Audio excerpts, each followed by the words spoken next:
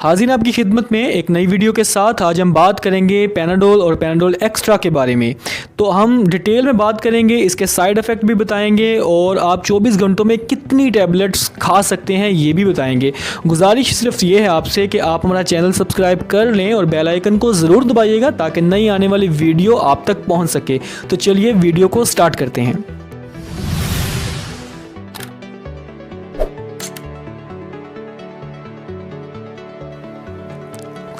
तो आइए वीडियो का बाकायदा आगाज़ करते हैं। पैनाडोल को हर घर में बहुत ही कॉमनली यूज़ किया जाता है। आमतौर पर लोग पैनाडोल का इस्तेमाल तब करते हैं जब उनके सर में दर्द हो या उनको बुखार की कैफियत महसूस हो, तब वो पैनाडोल की डोजेज़ लेते हैं जिससे उनकी तबीयत में बेहतरी आ जाती है। आगे बढ़ते हैं और आपको बताते हैं कि एक दिन यानी कि 24 घंटों में आप कितनी पैनाडोल की डोजेज़ ले सकते हैं।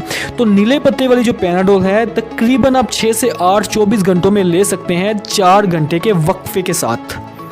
और अगर आप 24 घंटों के दौरान इससे ज़्यादा डोजेज़ लेंगे तो ये आपका लीवर डैमेज कर देगी।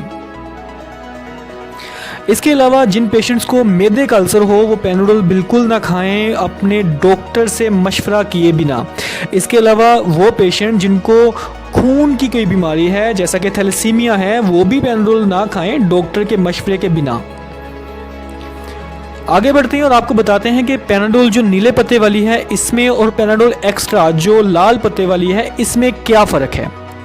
आमतौर पर जब आपका सर दर्द हो रहा हो या आपको बुखार हो तो आप नीले पत्ते वाली 2 डोजेस लें, लेकिन अगर आपने सर दर्द या बुखार के बाद अपने रूटीन के काम भी करने हैं देन आपको पैनाडोल एक्स्ट्रा लेनी पड़ेगी, क्योंकि पैनाडोल एक्स्ट्रा में कैफ़ीन मौजूद होती है जिससे आपको नींद नहीं आती।